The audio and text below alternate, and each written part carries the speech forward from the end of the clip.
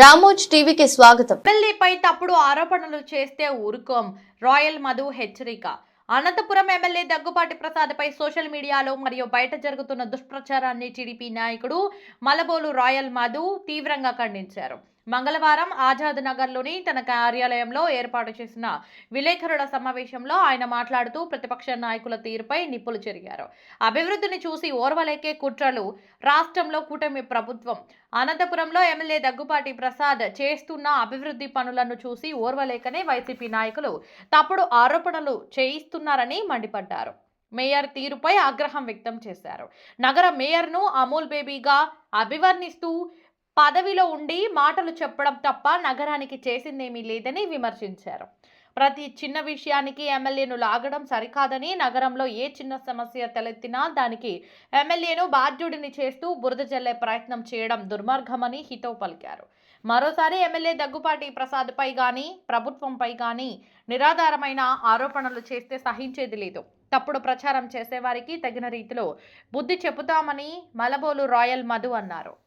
ఈరోజు press meet పెట్టడానికి ప్రధాన కారణం ఏమంటే, గత 18 నెలల నుంచి అటువైపు వైసీపీ నాయకులు కావచ్చు, నగర మేయర్ కావచ్చు, అనంత వెంకటరామరెడ్డి గారు కావచ్చు, మా స్వపక్షంలో ఉంటూ మా ఎమ్మెల్యే గారు ఎదుగుదలను చూసి ఓర్వలేని మా టీడీపీ చెందిన నాయకులు కావచ్చు, నిత్యము రోజు ఏదో ఒకటి అనంతపూర్లో ఎండ ఎక్కువైనా మా ఎమ్మెల్యే కారణము, ఎండ చలి ఎక్కువైనా మా ఎమ్మెల్యే కారణం అంటూ, దగ్గిన తుమ్మిన దానికి మా ఎమ్మెల్యే కారణం అంటూ ఆపాదిస్తూ రోజుకు ఒకటి ఏదో ఒకటి మా ఎమ్మెల్యే పైన బురదలే ప్రోగ్రాం పెట్టుకున్నారు.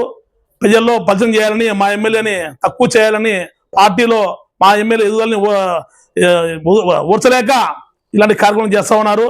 కాబట్టి దీన్ని మేము చెక్ పెట్టాలని మేము ప్రెస్ మీట్ పెట్టాము. గతంలోనే మా ఎమ్మెల్యే గారు ఒకటి అన్నారు, మేయర్ని వదిలేసేయండి అయ్యా, అతను అమూల్ బేబీ, అతని గురించి మనం మాట్లాడవద్దని చెప్తే మేము ఆగి ఉన్నాము. కానీ ఒక వారం నుంచి ఎక్కువగా మాట్లాడుతుంటే ఖండించాల్సిన అవసరం ఎంత ఉందని మాట్లాడుతున్నాము. రాష్ట్రంలో Telugu Desam party, Janasena, BJP NDA కూటమి రాష్ట్రంలో అభివృద్ధికి విషయంలో దూసుకు వెళ్తా ఉంది. విశాఖపట్నం రైల్వే జోన్ అయితేనేమి, విశాఖపట్నం మెట్రో అయితేనేమి, స్టీల్ ప్లాంట్ ప్రైవేటీకరణ ఆగడం అయితేనేమి, అమరావతి గ్రేటర్ రింగ్ రోడ్ అయితేనేమి, అమరావతి కొత్త నిర్మాణాలు అయితేనేమి, పోలవరం డ్యాము త్వరలో ప్రారంభమవుతుంది. ఈ విధంగా అభివృద్ధి చెందుతూ ఉంది తెలుగుదేశం పార్టీ, ఎన్డీఏ కూటమి. అదేవిధంగా సంక్షేమ పథకాలు ఒకవైపు, అభివృద్ధి ఒకవైపు, నిరుద్యోగులకి ఉద్యోగ అవకాశాలు మనం చూసాం. వైఎస్ఆర్ గవర్నమెంట్లో ఒక డిఎస్సి వదిలేదు.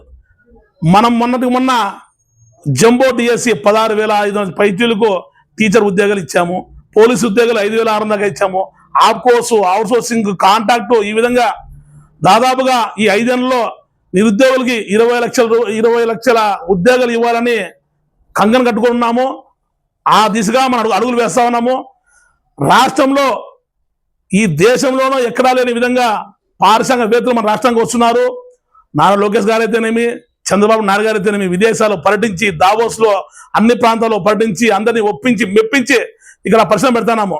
మొన్నటికి మొన్న తమిళనాడుకు చెందిన Google company CEO Sundar Pichai, ఆయన సుందర్ పిచాయ్ గారు తమిళనాడు వాసి, తమిళ వ్యక్తి, అక్కడ వస్తూ నశించారు. కానీ ఆంధ్రప్రదేశ్కి విశాఖపట్నంలో డేటా సెంటర్ రావడం వల్ల ప్రత్యక్షంగా 3 లక్షల ఉద్యోగాలు, సాఫ్ట్వేర్ ఉద్యోగాలు, అనుబంధంగా ఒక 2-3 లక్షల ఉద్యోగాలు వచ్చేవి ఉన్నాయి. సాఫ్ట్వేర్ అంటేనే బెంగళూరు, హైదరాబాద్, పూనా అనే ఉండేదాన్ని ఇప్పుడు విశాఖపట్నం వైపు చూసే విధంగా అభివృద్ధి చేస్తా ఉన్నారు. ఈ విషయం పైన తమిళనాడు అసెంబ్లీలో కూడా డిఎంకే, అన్నాడీఎంకే సభ్యులు తమిళనాడు సీఎం స్టాలిన్ నిలేశారు, మీరు ఏం చేస్తారని. ఆ విధంగా రాష్ట్రానికి ఏమి చేయాలో అంతకు మించి ఎన్డీఏ కూటమి చేస్తా ఉంది.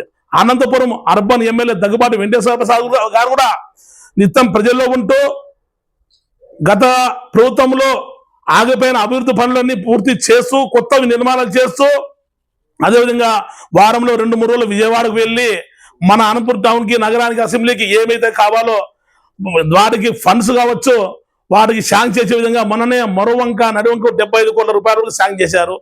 అనంతపురం ట్రాఫిక్ ఎక్కువైపోయింది కాబట్టి రింగ్ రోడ్డు అవసరమని అనంతపురం ఎంపీ గారు, ఎమ్మెల్యే గారు 2 కన్నులాగా అనంతపురం అభివృద్ధి పైన అడుగులు వేస్తా ఉన్నారు. త్వరలోనే భూసేకరణ జరుగుతూ ఉంది. అదేవిధంగా సప్తగిరి సర్కిల్ మసీదులతో మాట్లాడి వెలుపు చేసి ఆ రోడ్డు సుగమం చేస్తా ఉన్నారు. ఎన్టీఆర్ మార్గు కొంచెం కోర్టులో ఉంది, వాళ్ళకి కావాల్సిన కాంపిటీషన్ కూడా త్వరలో ఇప్పించి ఆ రోడ్డు వేయాలని, తాడిపత్రి బస్ స్టాండ్ లో మార్కెట్ ఇరుకు ఉంది, అక్కడ ట్రాఫిక్ ఎక్కువ అవుతుందని చెప్పి దాన్ని మార్కెట్లకి మార్చాలని, అదేవిధంగా నేషనల్ పార్క్ ని వేయినాడు అపర పార్కులతో మాట్లాడి అక్కడ ఉన్న జిప్ లైనరు, అదేవిధంగా బంగీ జంపు, వాటర్ ఫౌండేషను, అదేవిధంగా ఫిడల్ బోట్లు, అదేవిధంగా మన వేయినాల్లో ఏవైతున్నాయో గ్లాస్ బ్రిడ్జ్ అవన్నీ కూడా త్వరలోనే నేషనల్ పార్క్ తీసుకొని వచ్చి ఆహ్లాదకర వాతావరణంగా, అదేవిధంగా నగర వాసులకి విద్యార్థులకి ఏదైనా పండుగలు వస్తే అక్కడ వెయ్యి ఎంజాయ్ చేయడానికి ఒక ప్రణాళిక ముందుకు పోతున్నాడు. ఈయన ఇలాగే ముందుకు వెళితే మాకు రాజకీయ పరిస్థితి లేదు. రాష్ట్రంలో మళ్ళీ టీడీపీ వస్తుంది, ఇక్కడ అనంతపురంలో టీడీపీ వస్తుంది. ఈయన డ్యామేజ్ చేయాలని చెప్పి కంకణం కట్టుకొని మా ఎమ్మెల్యే పైన దుష్ప్రచారం చేస్తా ఉన్నారు. ప్రజలన్నీ గమనిస్తా ఉన్నారు. మా ఎమ్మెల్యే గారు పారిశ్రామికవేత్త, కష్టపడి పైకి వచ్చిన వ్యక్తి. ఆయనకు కోట్లలో ఆస్తుంది, ఇన్కమ్ ట్యాక్స్ కోట్లు కడతాడు. ఆయనకు 5 లక్షలు 10 లక్షలు చేయి చాపేంత అవసరము లేదు, ఒకరికి ఇబ్బంది పెట్టే రకము కాదు, అది అందరికీ తెలిసిన విషయమే. అదేవిధంగా అనంత వెంకటరామన్ గారి గురించి మన మేయర్ గారు చెప్పారు. ఏం చెప్పారంటే అనంత వెంకటరామరెడ్డికి 40 ఏళ్ల సుదీర్ఘ అనుభవం, రాజకీయ అనుభవం ఉంది, ఆయన మచ్చలే నాయకుడని. ఆయనకి ఒక మచ్చ కాదు, వాళ్ళంతా మచ్చలే. అనంత వెంకటరామరెడ్డి గారు అనంతం పేరుంది కానీ అనంతమైన మనసు లేదు. ఆయన నిత్యము కుళ్ళు కుతంత్రాలు, కుట్ర రాజకీయాలు, అందరినీ అనదుకోవడము, ఈశా ద్వేష అసూయాలతో ఆయన అవినీతిలో ముందుంటాడు. ఆయన ఈ యొక్క పంగల్ రోడ్ నుంచి బల్లాడి రోడ్ వరకు వచ్చిన కాంట్రాక్ట్ 40 కోట్ల రూపాయలు వసూలు చేసింది వాస్తవమా కాదని మేము చెప్పే అవసరం లేదు. వైఎస్ఆర్ కాంగ్రెస్ పార్టీలో ఉన్నటువంటి కార్పొరేటర్లు నాయకులు చెప్తారు. వసీం గారు దాంట్లో 4 కోట్ల రూపాయలు వచ్చిందా లేదా అని అడుగుతా ఉన్నాం. అదేవిధంగా ఆయన 90 ఎకరాలు బోడిగాంతొట్టి పొలంలో బుక్రాయసముద్రం మండలంలో మెయిన్ రోడ్డుకి దాని విలువ దాదాపు 300 కోట్లు అసైన్ ల్యాండ్ ఆయన సంపాదించింది వాస్తవమా కదా మనం నిరూపించాలి కదా. మీకు అడగలు లొంగి పెట్టాను, దానికి సమాధానం లేదు. అదేవిధంగా మేయర్ మాట్లాడుతూ ఉంటాడు, అనంతపూర్లో రాష్ట్రంలో దేశంలో ఎక్కడా లేని విధంగా అశాంతి నెలకొని ఉంది, కబ్జాలు లూటీలు మడలు ఏమో అయిపోతా ఉంది అన్నట్ట అయోమయంగా సృష్టించుకుంటా ప్రజలందరూ తప్పుదో పట్టిస్తున్నాడు. అనంతపురంలో భూకబ్జాలు పాల్పడే అవసరం మాకు లేనే లేదు, మీకు తెలియజేస్తున్నాము. అదేవిధంగా మన డిసిఎంఎస్ గిడ్డంగు సంస్థ గుత్తి రోడ్లో ఒక మహిళ పురుమంది మింగింది. దానికి కారణం ఏమైనా ఆరాధిస్తే మా తెలుగుదేశం పార్టీ నాయకులు కొంతమంది మేయర్ అంతా ఆమెకు తప్పుదో పట్టించారు. డిసిఎంఎస్ వారు జాఫర్ అనే వ్యక్తికి రూమ్ నిర్మాణానికి పర్మిషన్ ఇచ్చారు. ఆ ఖాళీ స్థలం ఉంది కదా, దాంట్లో రూమ్ కడితే ఆ డిసిఎంఎస్ కి బాడీ రూపంలో డబ్బులు వస్తాయి, ఆడ గలీజ్ ఏముండదు అని చెప్పి జాఫర్ అనే వ్యక్తి, బాలకృష్ణ వీరామని ఆయన ముస్లిమే, ఆయనకు పర్మిషన్ ఇస్తే ముందు శనికాయలు అమ్ముకుంటా ఉంటే నేను నష్టపోతాను సార్ అంటే 1 లక్ష రూపాయల దాకా ఇస్తామని చెప్పి అంతా ముందుకు వస్తే ఆమెను తప్పుదో పట్టించి ఆమె పురుమంది మింగి ప్రాణంతో బయటపడింది. అల్లా దయ వల్ల దేవుని దయ వల్ల, లేకుంటే అది కూడా మాకు ఆపాదించే వాళ్ళే. శనికాయలు అమ్ముకునే వాళ్ళకి రూమ్ పారిశ్రమ వాళ్ళ సమస్య మా ఎమ్మెల్యేకి ఏమైనా సంబంధము. అదేవిధంగా శారదానగర్లో సంబంధించిన ఒక బ్రాహ్మణకు మహిళ కసాల దుర్గా అనే ఆమె కాకినాడలో ఆమె చనిపోయింది, అది వాస్తవం. అదేవిధంగా ఆమె సత్సాయి ఇన్స్టిట్యూట్ లో పనిచేసేది, పుట్టుబడుతులు ఎక్కువ ఉండేది. పుట్టుబడుతులు ఉన్నప్పుడు ఆమె ఆలనా పాలన బాగోగులు చూసినట్టు వ్యక్తులకు వీలామా రాసి ఉందని వాళ్ళు జీబీ తీసుకొని అమ్మడానికి ముందుకు వచ్చారు. లేదు అసలే వారసులు మేమంటూ ఆమె సోదరు కుమారులు సోదరులంతా వచ్చారు. అది వాళ్ళిద్దరికి ఉన్న డిస్ప్యూట్ ని మాకు ఎమ్మెల్యేకి ఆపాదిస్తారు. దాని విలువ 1 కోటే. ఒకవేళ అది ఇద్దరితో కొన్నా కూడా 10 లక్షలు అయిపోయించి లాభం రాదు, సివిల్ డిస్ప్యూట్ కాబట్టి లీగల్ వచ్చిన దగ్గర కొనేవాడు కూడా లేరు. అట్లాంటి దాంట్లో మా ఎమ్మెల్యే గారు దిగాల్సిన అవసరము లేనే లేదు. అదేవిధంగా మొన్న నా మిత్రుడు మా పార్టీ చెందిన వ్యక్తి రిజిస్టర్ ఆఫీస్ కాడ ఏదో క్షణికావేశంలో ఒక వ్యక్తికి, ముస్లిం వ్యక్తికి చెంప కొట్టాను. ఏదో సినిమాలో ఉంది, దూకుడు సినిమాలో చెంపదెబ్బ రియాక్షన్. ఆ చెంపదెబ్బకు యాక్షన్ కానీ మీ రియాక్షన్ ఎక్కువైపోయింది. మేమంతా కలిసే ఉన్నాము. దానికి నేను చెంపదెబ్బకు ఒక ఏడు కొడితే ఆ ముస్లిం అంటే వ్యక్తిని ఎమ్మెల్యే దాడులు చేపిస్తా అంటాడు. ఎమ్మెల్యే గారికి నేను కొట్టడానికి ఏం సంబంధం ఉందయ్యా? అదేవిధంగా నేను రోజు ప్రకృతిని గారు మా తెలుగుదేశం పార్టీ వాళ్ళే, ఆయన మా దగ్గర రాడు కానీ మా పార్టీలో ఉన్నటువంటి ప్రధాన నాయకుడు ఉంటాడు, ఆయన అనుచరుడు. అదేవిధంగా అక్కడ జరిగినది గేట్ మ్యాన్కును ఆ సందర్శకు వెళ్ళిన వ్యక్తుల మధ్య గొడవ అయితే ఆ గొడవ అయిన వెంటనే అక్కడ పోలీసులు వెళ్ళారు. ఆ వ్యక్తి మాకు తెలిసిన వ్యక్తులు, తిరిగి చెందిన వ్యక్తులు మాట వస్తే దాన్ని తీసుకొని 10 లక్షలు డిమాండ్ చేశారని ఒక బ్లూ మీడియా ప్రచారం చేసి ఉంది. ఎగ్జిబిషన్ ఏర్పాటు చేస్తే అక్కడ ఉన్న స్టాల్ వాళ్ళు, ఎంట్రీ పాస్ టికెట్లు అవన్నీ కలిపిన తర్వాత వాళ్ళు పెట్టే కరెంటు బిల్లు, పర్మిషన్లు, జీతాలు పోతే ఒకసారి వానాకాలం నష్టం వస్తుంది, ఒకసారి హాలిడేస్ లేకపోతే నష్టం వస్తుంది. ఇప్పుడంటే సంక్రాంతి సెలవు కాబట్టి కొంచెం జరుగుతుందేమో. అన్ని అయినా ఆయన మిగిలేదు 4-5 లక్షలు ప్రకృతి గారికి 10 లక్షలు డిమాండ్ చేశామని వాళ్ళంతా మీడియా చెప్తున్నారు. ఈ రోజు వాళ్ళని పరామర్శించడానికి మైనార్టీ నాయకులు వెళ్ళారు. ఇదే మైనార్టీ నాయకులు అడుగుతా ఉన్నాను, మైనార్టీ నాయకుల పైన దాడులు చేస్తారు, మైనార్టీకి అన్యాయం చేస్తామనే వ్యక్తులు అరే మేయర్ గారు మీకు అడుగుతున్న సమాధానం చెప్పండి. నిజాం అనే వ్యక్తి సౌదీలో ఇరుక్కుపోయి ప్రాణాలతో ఏడుస్తా ఉంటే మా ఎమ్మెల్యే గారు 3 లక్షల రూపాయలు ఖర్చు పెట్టి నారా లోకేష్ గారు మాట్లాడించి సౌదీ నుంచి అతనికి ఇక్కడ పిలుచుకొని వచ్చి వాళ్ళకు సీఎం కింద డబ్బులు ఇప్పించి న్యాయం చేస్తే మీరు పరామర్శించారా? మీకు మైనార్టీ పేట్ల చిత్తశుద్ధి ప్రేమ ఆప్యాయత ఉంటే మీరు వచ్చాయని పరామర్శించాల్సింది. ఈ మధ్య కాలంలో మేయర్ గారిని పెళ్లికి పిలిచంటే భయపడుతున్నారు. మొన్న ఎవరో వలిమాకి పెళ్లికి పిలిస్తే ఒకరు పోతారు, ఇద్దరు పోతారు. 5-6 మంది కార్పొరేటర్లు వాళ్ళంతా 4 మంది పోయారు. చిన్న వలిమా పని పేదవాని వారి ఇంట్లో ఉన్నటువంటి కుస్కా దాచా శాకన చికెన్ నాకేసి డబ్బులు పారేశారు. వచ్చినంతా అన్న ఇక్కడ వెళ్ళిపోయారు. నాయన మేయర్ నీకు చెప్తున్నా, ఒకరైతులు పోండి అయినా అన్నదికి ఊరంతా పోయి వాళ్ళకు కూలంగా చేద్దాను, మీరు ₹1 ముయ్యి నువ్వు అందువల్ల ఆయన అంటున్నాడు వంకంటింక రోడ్లు వేశారు సరిచేయండి అని. మొన్ననే నరికమ్మ గుడి దగ్గర మొన్న అమ్మవారు విగ్రహం తీసే విషయంలో అర్ధనారీసులు ట్రాన్స్జెండర్స్ వచ్చారు. వాళ్ళు ఒకటి అంటున్నారు పోలీసుల్ని, టౌన్ లో మేయర్ అయితే కొట్టరు, అనంతరాజు కొట్టరు, కానీ మా గుడి మీకు వస్తాను క్వశ్చన్ చేస్తారు. వాళ్ళకి మీరు సమాధానం చెప్పండి. సరే ఓకే మీరే అన్నారు కదా సరిచేయమని. ఎమ్మెల్యే గారి డబ్బుతోనో లేదా నా డబ్బుతోనే నేను ముందు పడతాను, నీ బిల్డింగ్ కొట్టించుకో, నువ్వు బిల్డింగ్ తొలగిస్తే ఆ రోడ్డు వేస్తాము నీకు, నువ్వు ఓకేనా దీనికి మీరు ఓకేనా ఆడుతున్నావు. మేయర్ గారు తాడి చెట్టు దగ్గర పెరిగావు, ముక్కు పరిచయం పడుకుని మేము అనుకుంటా చెప్పిందే చెప్పి గ్రామ్ ఫోన్ ఇక్కడ అరిగిపోయినట్ల కబ్జాలు అంటూ 10 చెప్పిందని చెప్తా ఉంటాం. ఆయన కొత్త విషయం ఉండదు. మేము ఏదైనా మాడితే నెలకు ఒకసారి మాట్లాడతాము, లేదంటే గమనింటాం. మా ఎమ్మెల్యే గారు ప్రెస్ మీట్ పెట్టని చెప్పేసాడు, ఎందుకంటే వాళ్ళు మామూలే అని. మొన్న ఈ యొక్క శారదా గారి ఇంటికి ప్రజా సంఘాలను పంపించిన వ్యక్తి మా పార్టీ పంపించింది అందరికీ తెలిసిన విషయమే. 18 మాసాలుగా ఆంధ్రప్రదేశ్ రాష్ట్రంలో సూపర్ 6 హామీల అమలులో అయితేనేమి, గౌరవ ముఖ్యమంత్రి వర్యులు నారా చంద్రబాబు నాయుడు గారు తను అపారమైనటువంటి అనుభవంతో ఈ రాష్ట్రంలో ఉన్నటువంటి నిరుద్యోగులకు తొలుతన 16,000కు పైగా డిఎస్సి ద్వారా ఉద్యోగాలు కల్పించినాడు. అదేవిధంగా సంక్రాంతి కానుకగా ఈరోజు ఒక డిఏ ప్రకటించడంతోనే ఉద్యోగస్తులు చాలా ఆనందంగా ఉన్నారు. దాదాపు 55,000 మందికి పోలీస్ వాళ్ళకి సరెండర్ లీవ్స్, వాళ్ళకి రావాల్సినటువంటి బెనిఫిట్స్ అన్నీ కూడా దక్కడంతో పోలీస్ శాఖ వారు కూడా చాలా ఆనందంగా ఉన్నారు. ఇవన్నీ ఓవైపు చాలా చక్కగా జరుగుతున్నాయి.